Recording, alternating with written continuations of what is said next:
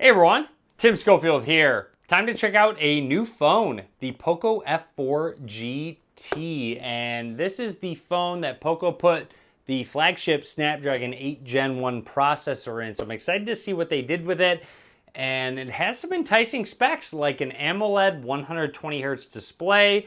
With the design, it has some triggers.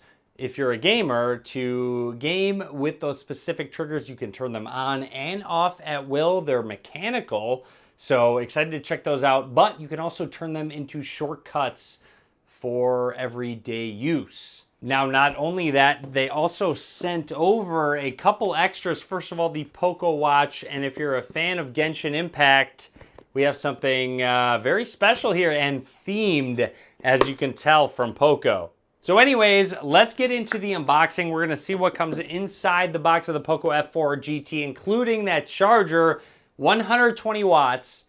They say you can charge 100% in 17 minutes with the charger that comes in the box. Pretty crazy, so excited to check it out. Let's get into the unboxing of the Poco F4 GT.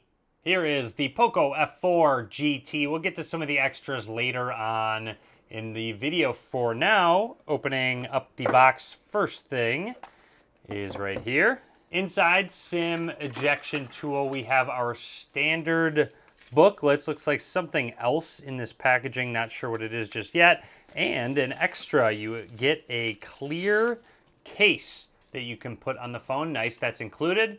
And in this pouch was a USB Type-C to headphone jack adapter. So again, unfortunate it doesn't have a headphone jack, but not a lot of companies even include this adapter anymore. So nice of Poco to include this. Next, we have our device, which shows off some of the top features of the phone. We're gonna set this to the side for just a second. Continuing through is that very large 120 watt charging brick in the box. Really nice that they have this included. And on top of the charging brick, we have a unique charging cable. So USB Type A right there. And the end of the charging cable is actually a 90-degree angle for the USB Type C port for the phone. So just a little bit different, not just completely straight at the end, actually has an angle to go into the phone. And I know what you came to see, the Poco F4 GT. Let's peel this sticker off.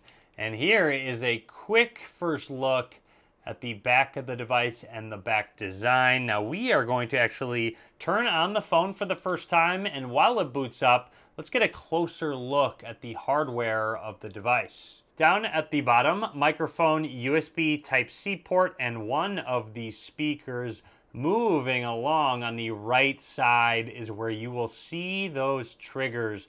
Now this is really cool. So they are very flush with the device actually, which I'm impressed with. They don't really stick out. You'll notice this part does, but the trigger itself doesn't.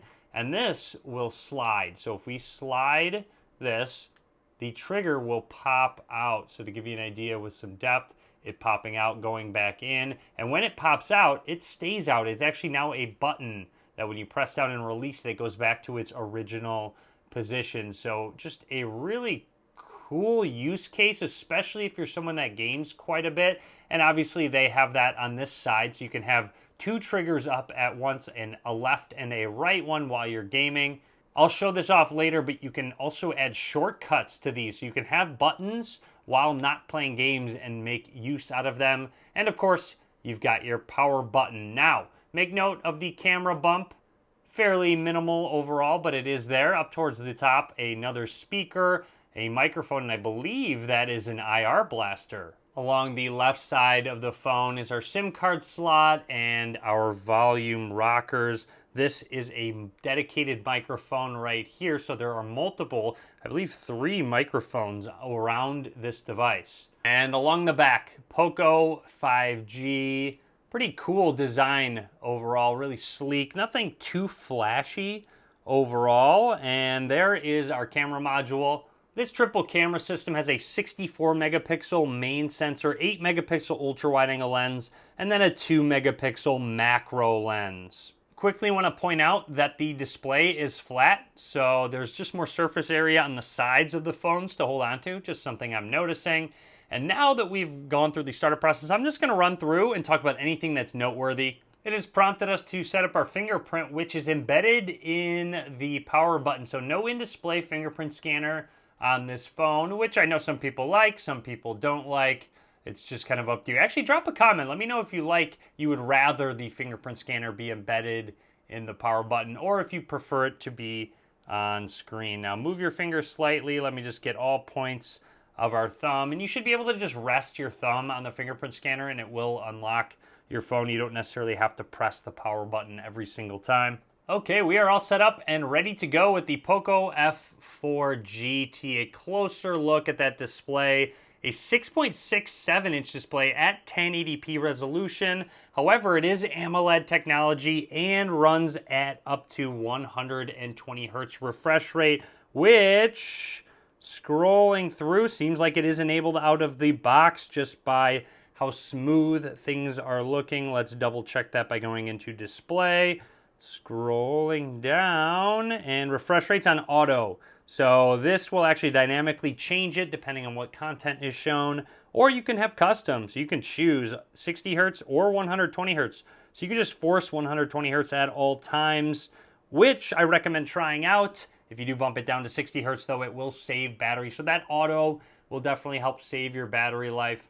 Also, I'm noticing if you look closely enough, there is a pre-installed screen protector on this display. So nice that Poco installed that. And one of the first things that popped up is configure pop-up triggers to actually assign shortcuts to the different ones. So we have our left one up here, our right one down here. So left, there's double press and press and hold.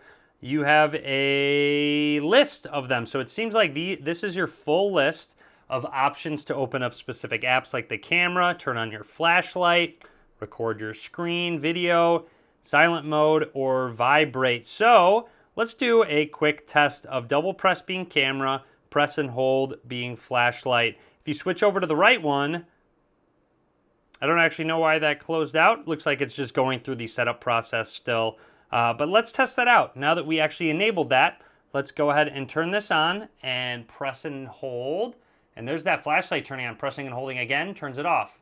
On, off. Really cool. And then double pressing quickly opens up our camera app for the first time.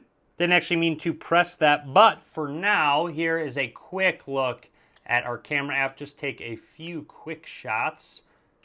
Seems to be very quick and snappy with the shutter speed. Again, you can go to 0.6 times with the ultra wide angle lens.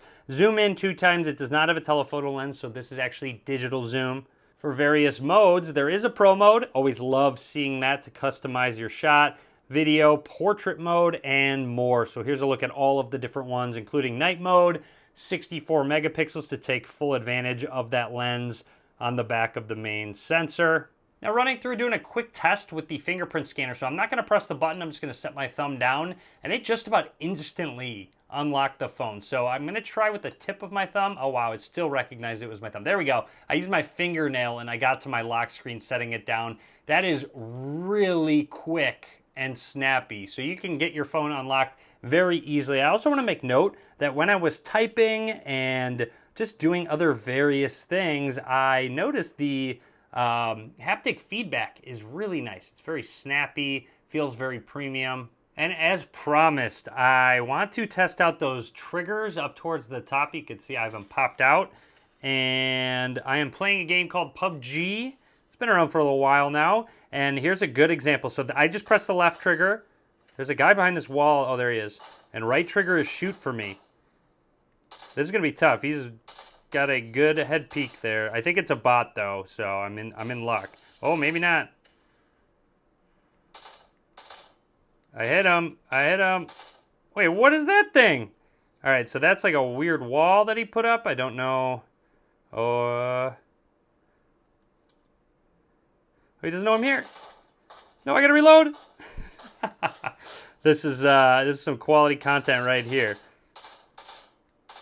Wow, it's very convenient having that. So I did just get the kill there. Love to see it, but being able to zoom in, zoom out, and just shoot with these triggers. And you can set them up to any button, so it doesn't have to just be aim in and shoot. You can actually have the left trigger be jump or crouch, whatever you want to actually dedicate it to, because if I scroll over here in this game menu, you can have a bunch of different options, first of all, but shoulder buttons, you'll see I have them on the specific buttons, on-screen buttons that I want to map them to. So I save that, so now left trigger aims, right trigger shoots. So, really cool, especially if you play a lot of games. It's very convenient and handy to have physical buttons, especially when there's so many on-screen buttons going on.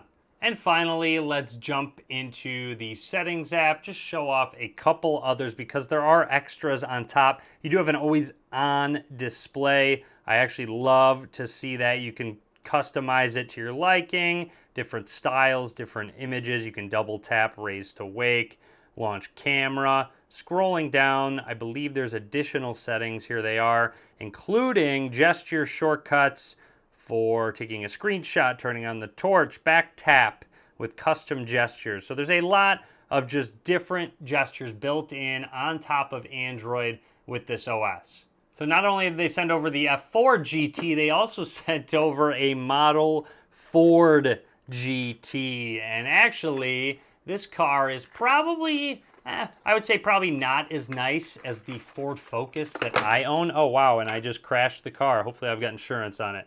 So there you go. They sent over a Ford GT, just a little model of the car. Really cool looking car, actually. So next, we're going to take just a very, very quick look at the Poco watch. Not really a deep dive, just kind of show it off. So here is that new watch with a square face, a button on the side. Let's open this up so you can take a quick look at the back with all of the various sensors that it does have. Overall, nothing too fancy, but actually a fairly good-looking watch on the wrist. And last but not least, the Genshin Impact Poco Buds Pro. So let's check these out. See what, oh, very custom case that they do come in. Opening it up. Wow, very elaborate looking. Pretty cool though. Let's open this, take this out. Okay, so here is that case for it. Just a nice little backpack for your buds. Really neat, a little magnetic clip there, opening it on up. And then inside is the actual case for you to charge them, which is still a custom case.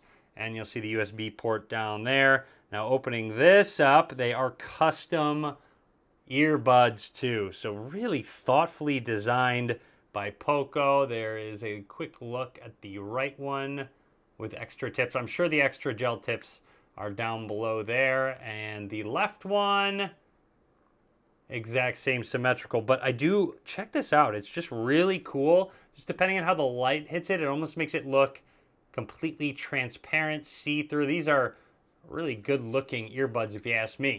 But anyways, that is everything I want to show off for now with the Poco F4 GT. Drop a comment. Let me know what you think about this device.